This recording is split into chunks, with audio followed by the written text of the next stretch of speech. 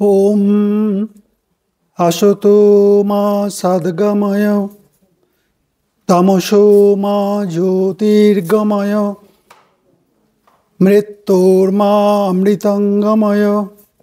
ওম শান্তি শান্তি শান্তি। হরি ওম। ঠাকুর মা স্বামীজি সিস্টার নিবেদিতাকে আমার সশ্রদ্ধ প্রণাম জানাই। এখানে উপস্থিত শ্রদ্ধেয় মহাতাপানন্দজি মহারাজ এবং এই স্পিরিচুয়াল রিট্রিটে অংশগ্রহণকারী শ্রদ্ধেয় সমস্ত ডেলিগেটদের আমার শ্রদ্ধা নমস্কার জানাই। শুনতে শুনতে আমার মনে হচ্ছিল আমরা কোথায় আছি। হিমালয়ের কোলে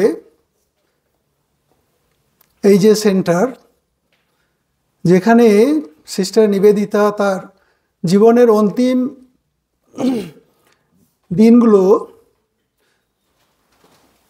অতিবাহিত করেছিলেন, এখানে প্রধানত তার আধ্যাত্মিক জীবনের যে গঠন সেটাই মূলত তিনি করেছিলেন। অন্তিম দিন তিনি নিজে আগে বুঝতে পেরেছিলেন, সম্ভবত যোগিনমাকে বলেছিলেন, যোগিনমা আর বোধহয় আমি ফিরব না। তো সেই জায়গায় আমরা এত সুন্দর আলোচনা, একেবারে আধ্যাত্মিকতার ভাব প্রবাহের মধ্যে রয়েছি। সময় পেরিয়ে যাচ্ছে কিন্তু আমরা চুপ করে বসে আছি, শুনছি।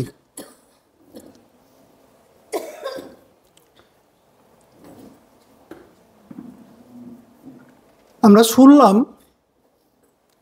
নরেন্দ্রনাথ দত্ত বিবেকানন্দ হয়েছিলেন, তার পেছনে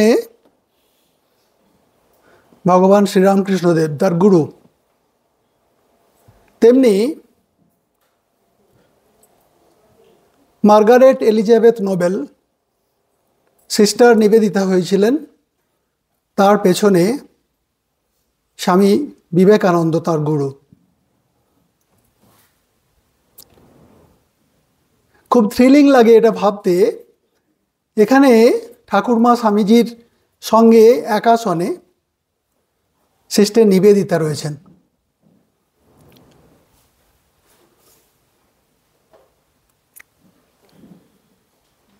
সিস্টার নিবেদিতা নিজে বলেছেন, যদি স্বামীজি না থাকতো তাহলে জীবনটা ব্যর্থ হয়ে যেত। এটা তার নিজের উক্তি। একজন সন্ন্যাসী, প্রবীণ সন্ন্যাসী, অনেক আগে আমাকে বলেছিলেন, যদি স্বামীজি না থাকতেন আমরা কোথায় থাকতাম, কোথায় আশ্রয় পেতাম? স্বামী না থাকলে রামকৃষ্ণ মিশন হতো না, আমরা এই আলোচনা এখানে শুনতে পেতাম না।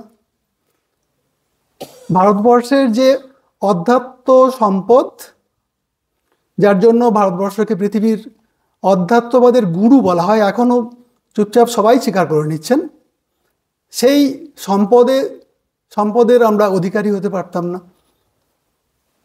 এসব সুযোগ হয়েছে স্বামী বিবেকানন্দের জন্য, যিনি রামকৃষ্ণ মিশন প্রতিষ্ঠা করেছিলেন।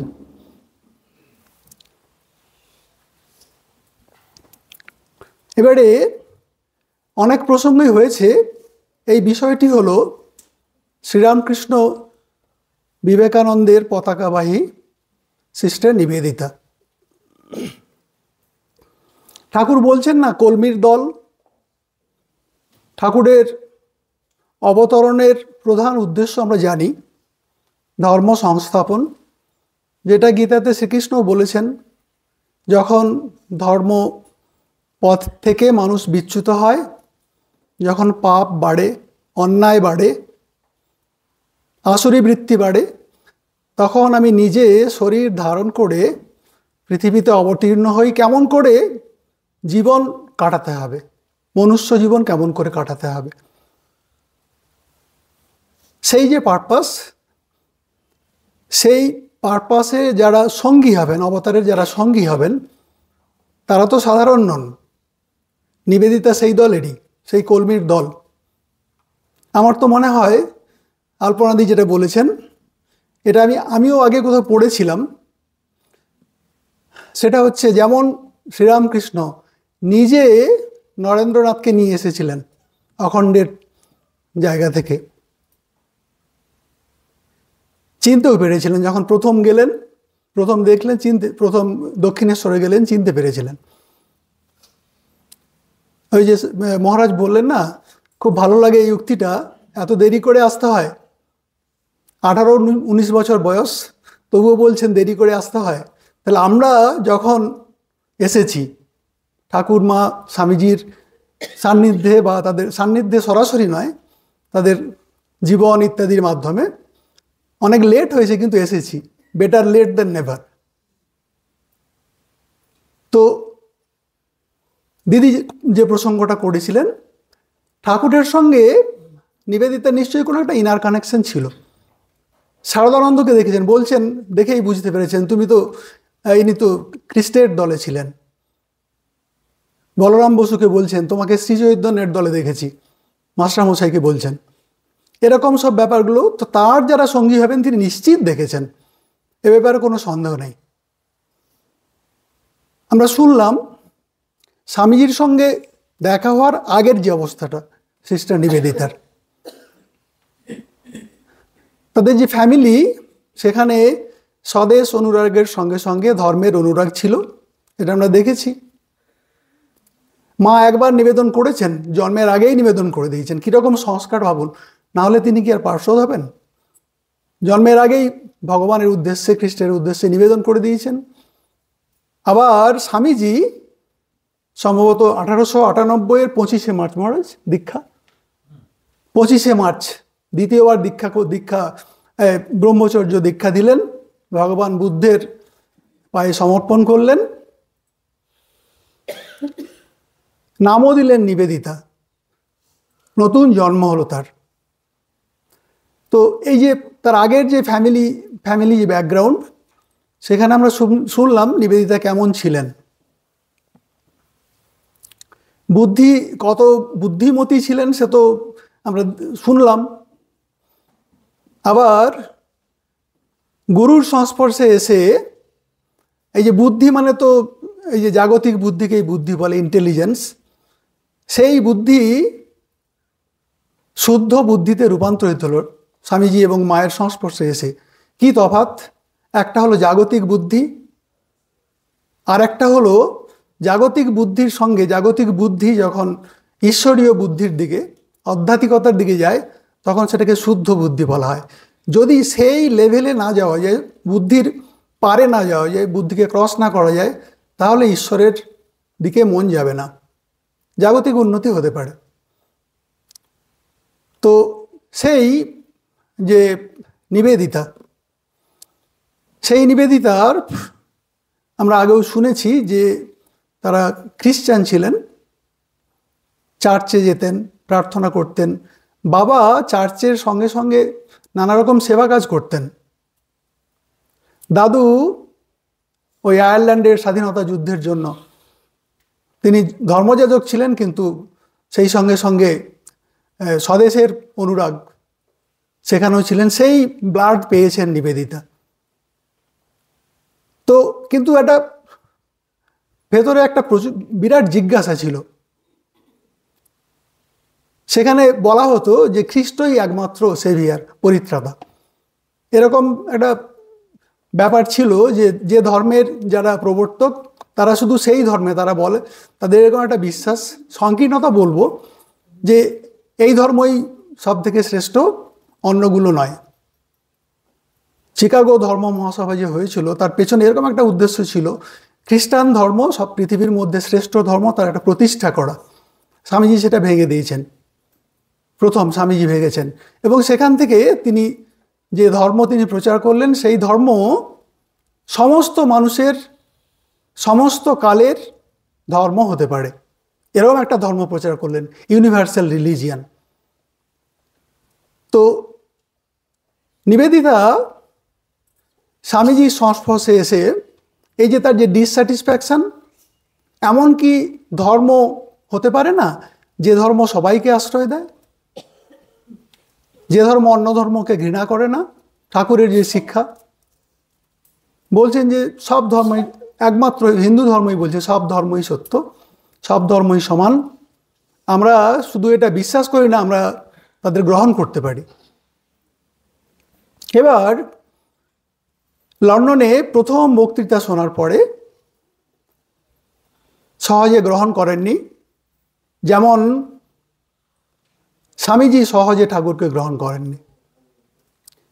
এটা হচ্ছে আধুনিক ধর্ম। শ্রীরামকৃষ্ণ যে কথা বলেছেন, বিচার করে নিতে হবে, বলছি বলে মানবি না, এরকম গুরুরা বলে না। গুরুরা বলে আমি যা বলছি সেটা শুনতে হবে, আমি যা বলি তুমি করবে, আমি যা করি তুমি করবে না। এটাই সাধারণ গুরুদের ট্রেন্ড। কিন্তু এই যে গুরু, যিনি জগতের গুরু হবেন, অবতার বরিষ্ঠ হবেন, সেখানে কোনো রকম সংকীর্ণতা থাকবে না, সেটা সবার জন্য হবে। শ্রীরামকৃষ্ণের এই যে ধর্মের কথা, সেই ধর্ম সংস্থাপনের জন্য এখানে কিন্তু কোনো সংকীর্ণতা নেই। হিন্দু ধর্ম প্রতিষ্ঠা না, প্রতিষ্ঠা হচ্ছে সনাতন ধর্মের, সব থেকে বলা ভালো বেদান্ত ধর্মের। সেই যে ধর্মের প্রতিষ্ঠা, সেই ধর্মের প্রতিষ্ঠার জন্যই তিনি এসেছেন পৃথিবীতে। স্বামীজিকে আমরা জানি যে স্বামীজিকেই তিনি দায়িত্ব দিলেন, স্বামীজি শিক্ষা দেবেন, নরেন শিক্ষা দেবে।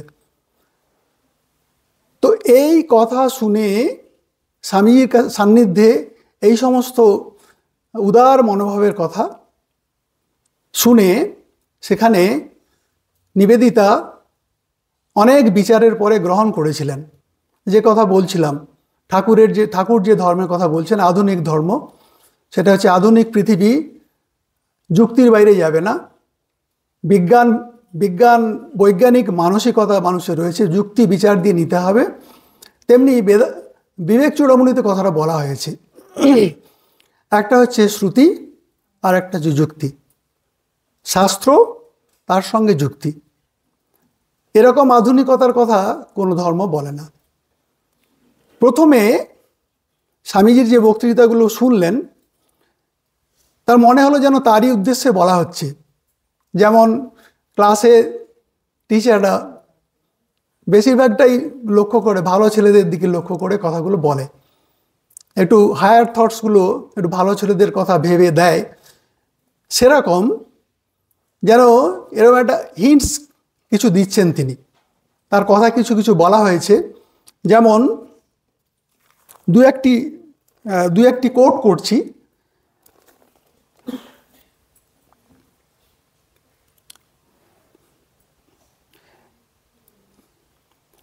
এটা মহারাজও বলেছেন, জগতের ধর্মগুলি এখন জ্ঞানহীন মিথ্যা অভিনয়ে পর্যবসিত। এখন জগৎ চায় চরিত্র। এই যে আচার সর্বস্ব ধর্ম, সংস্কার মুক্ত নয়, পুরোপুরি সংস্কার মুক্ত নয়, সেই ধর্মের কথাই বলা হচ্ছে। রিচুয়ালিস্টিক যেগুলো আমরা যেমন বলি মন্দিরে যাওয়াটাই ধর্ম, খুব সাজিয়ে গুজিয়ে নৈবেদ্য দিলাম সেটাই ধর্ম, গিয়ে নিজের জন্য প্রার্থনা করলাম, ফ্যামিলির জন্য প্রার্থনা করলাম, সেটাই ধর্ম। এগুলো হচ্ছে আচার সর্বস্বতা, এগুলো ধর্মের সার না। তো বলছেন যে জগৎ চায় চরিত্র। এই চরিত্রের কথা হলো উন্নত চরিত্র। জগতে আজ সেইরূপ লোকেদের প্রয়োজন যাদের জীবন প্রেমোদ্দীপ্ত এবং সম্পূর্ণ স্বার্থশূন্য, সেলফলেস। সেই প্রেম প্রতিটি বাক্যকে বজ্রের মতো শক্তিশালী করে তুলবে। বজ্রের শক্তি নিবেদিতার খুব পছন্দের সিম্বল বজ্র। আমরা জানি দধিচি মুনির কথা। দধিচি মুনি এই বৃত্তাসুর বধের জন্য দেবতারা কিছুতেই ওকে সামলাতে পারছে না। তখন দধিচির কাছে গিয়ে সেই সমস্যার কথা বলায় যে স্বর্গচ্যুত হচ্ছে দেবতারা। কি করেছিলেন দধিচি মুনি, তার অস্থি দিয়েছিলেন, সেটা দিয়ে বজ্র তৈরি হয়েছিল। নিবেদিতা ভারতবর্ষে যে জাতীয় পতাকার মডেল তৈরি করেছিলেন, সেখানে সেই বজ্রচিহ্ন তিনি দিয়েছিলেন। ভারতবর্ষে আসার পরে, স্বামীজির সান্নিধ্য পাওয়ার পরে, মায়ের সান্নিধ্য পাওয়ার পরে এই প্রসঙ্গটাই বলছেন। নিবেদিতা বলছেন, the selfless man is the Thunderbolt, the selfless man is the Thunderbolt, let us strive us only for selflessness and we become the weapon in the hand of the gods. বিস্ময়কর উক্তি। ভগবানের হাতে যন্ত্র কে হতে পারে যে টোটালি সেলফলেস, স্বার্থের less মাত্র নেই।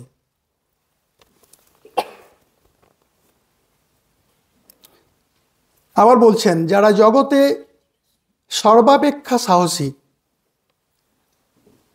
বরেণ্য, তাদের আত্মোৎসর্গ করতে হবে বহুজন হিতায় বহুজন সুখায়। অনন্ত প্রেম ও করুণার পূর্ণ শত শত বুদ্ধের আবির্ভাব প্রয়োজন। খুব সুন্দর ইংরেজিতে, the bravest and the best will have to do good for all. Bravest and the best, superlative degree, bravest and the best. প্রশ্ন হলো, পতাকাবাহী নিবেদিতা শ্রীরামকৃষ্ণ বিবেকানন্দের, পতাকাবাহী অর্থ কি না, তারা যে আদর্শের জন্য জীবন ধারণ করেছিলেন, আদর্শের জন্য, মানুষের কল্যাণের জন্য, সমগ্র পৃথিবীর মানুষের কল্যাণের জন্য, শুধু এই যুগের না, সামনের সময়ের। স্বামীজি তো বলেছেন 1500 বছর কমপক্ষে। তো সেই আদর্শের কথা, সেই আদর্শকে গ্রহণ করা, আত্মস্থ করা, আর সেটাকে আত্মস্থ করে জীবন উৎসর্গ করা, যেটা আমরা যেটা আমরা নিবেদিতার জীবনে দেখেছি।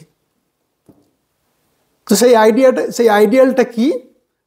ঠাকুর এবং স্বামীজির। দিদি একটা প্রসঙ্গ বলেছেন, এই যে স্বামীজি স্পিরিচুয়াল জায়ান্ট, তিনি বলছেন আমার জীবনের, তার কথা থেকেই কোট করি, my ideal can be put into a few words, to preach unto mankind his divinity and to make it manifest in every works of life. দুটো পয়েন্ট তিনি বললেন। এত কাজ যেটা শেষের 10 বছরে করেছেন, আর নিবেদিতা কত বছর, 13 বছর। এখানে 1898-তে এসেছিলেন, 1911-তে তার শরীর গেছে এখানেই, যে এখানে মন্দির সেই বাড়িতেই।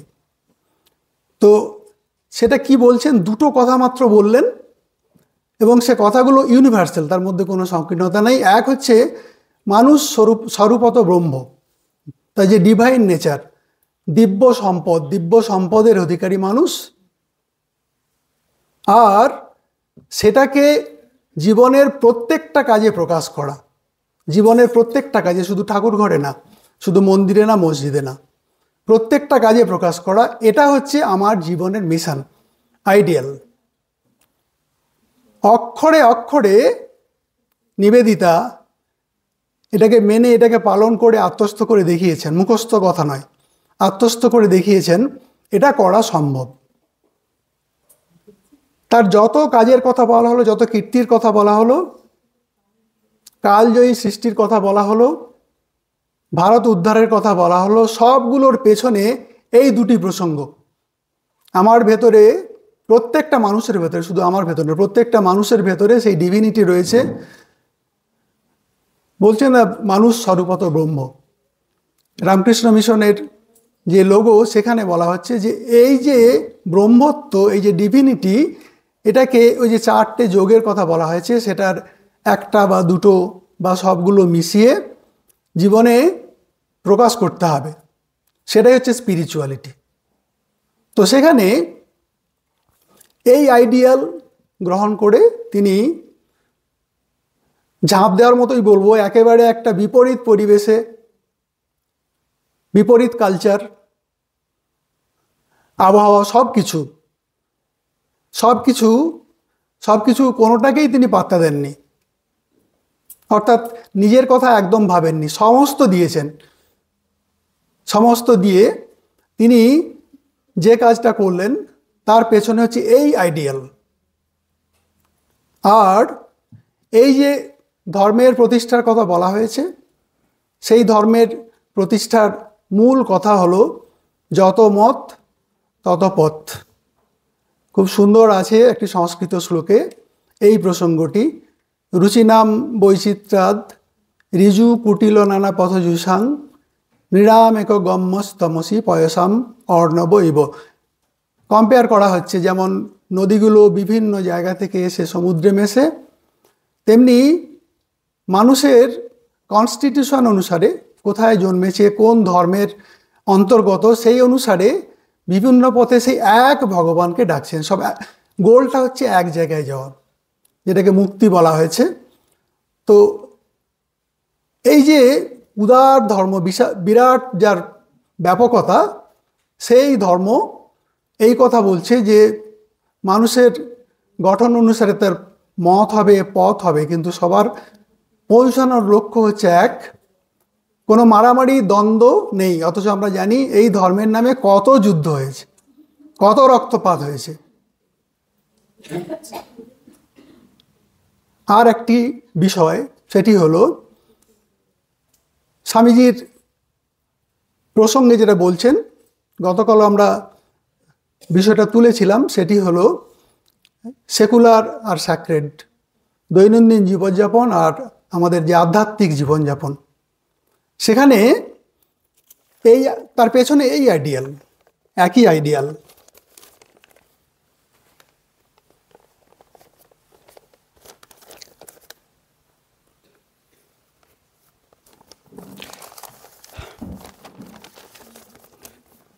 এটা কোট করছি কমপ্লিট ওয়ার্কস থেকে। বহু এবং এক, বহু মানে আমরা নানা দেখছি জগৎ, আর এক মানে হচ্ছে সেই পরমাত্মা, ব্রহ্ম, আত্মা যাই বলি। বহু এবং এক যদি যথার্থই এক সত্তা হয়, প্র্যাকটিক্যালি তো আলাদা নয়, যাকে এক বলছি তিনি এই জগৎ হয়েছেন, এই নানা হয়েছেন। তা হইলে শুধু সকল উপাসনা পদ্ধতিই নয়, সমভাবে সকল কর্মপদ্ধতি, সকল প্রকার প্রচেষ্টা, জীবনের যত রকম আমাদের অ্যাক্টিভিটিস রয়েছে, সকল প্রকার সৃষ্টিকর্মই সত্য উপলব্ধির পন্থা। তা হইলে আধ্যাত্মিক ও লৌকিক এই ভেদ আর থাকিতে পারে না। আমরা যে ভাগ করি, ঠাকুর ঘরের কাজ আর অফিসের কাজ বা বাড়ির কাজ, কায়িক পরিশ্রম করাই প্রার্থনা, জয় করাই ত্যাগ করা, সমগ্র জীবনই ধর্মকার্য হইয়া যায়। তাহলে আর এই সমস্যা থাকে না, কখন জপ করব, কখন ভগবানকে ডাকবো, এই সমস্যা আর থাকে না। তখন 24/7 আমরা ভাবি আমরা সময় পাই না, এত কাজের ব্যস্ততা। তাহার সকল বাণী, যেটা হচ্ছে নিবেদিতার জীবনের ইম্পেটাস, তাহার সকল বাণী এই মুখ্য প্রত্যয়ের ভাষ্য বলিয়া বোধ হয়। এই যে no distinction between secular and sacred, ইহাই আমাদের গুরুদেবের জীবনের চরম তাৎপর্য। সুতরাং আরও একটি প্রসঙ্গ বলেছেন গুরুদেব সম্পর্কে। সুতরাং শাস্ত্র, গুরু ও মাতৃভূমি, এই তিনটির মিলিত সুর স্বামীজির রচনাবলীর মহান সঙ্গীত। এইগুলি পৃথিবীর সকলের জন্য, শুধু হিন্দুদের জন্য না, শুধু খ্রিস্টানদের জন্য না, শুধু মুসলমানদের জন্য না।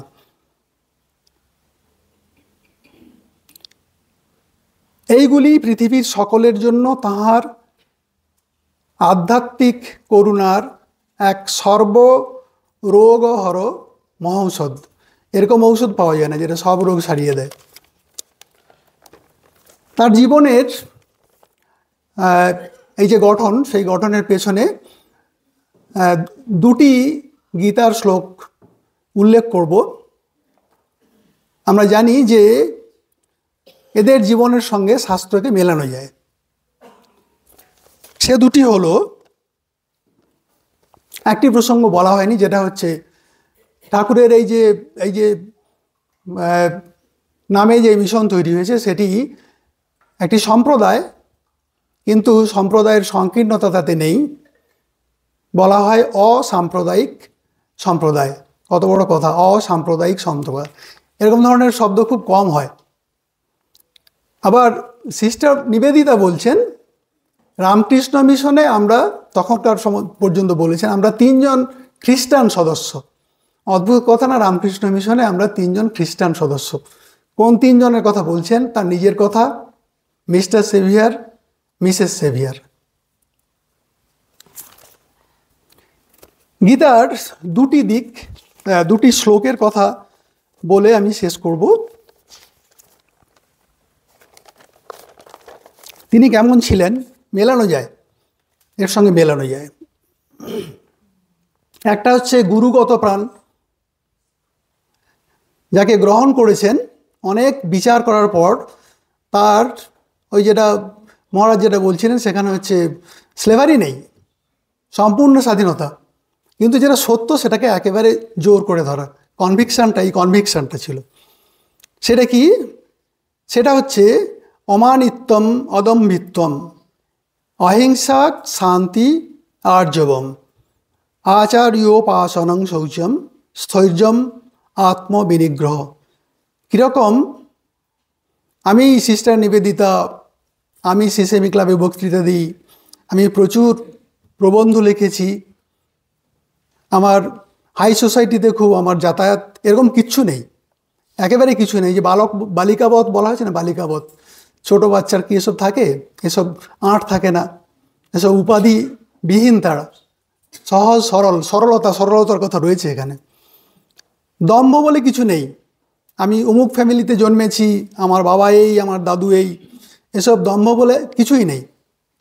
ওই যে দিদি বলছিলেন না, একটুও যদি ফেঁসো থাকে সুতোতে, সে সূচের ভেতর থেকে গলবে না। অদম্ভিত্বম বলা হচ্ছে। অহিংসা, পরপীড়ন নীল, 0। শান্তি, ক্ষমা, আর্জবম, সরলতা। এই যে সরলতা মানে বোকামি নয়, সরলতা মানে সত্যকে সহজভাবে গ্রহণ করা। কোনো প্যাঁচ থাকবে না, জিলিপির প্যাঁচ থাকবে না, একবার স্ট্রেট ফরওয়ার্ড। আমাদের ঠাকুর মা স্বামীজি, আমরা অনেক সাধুর সংস্পর্শে যাদের দেখি, তাদের কোনো রকম কথা ইনিয়ে কথা, ঠিক আছে, কাউকে খুশি করার জন্য কথা, এরকম ব্যাপার নেই, সত্যটাকে প্রতিষ্ঠা করা। আর কি বলা আছে, এটা খুব ইম্পর্টেন্ট, আচার্যোপাসনং।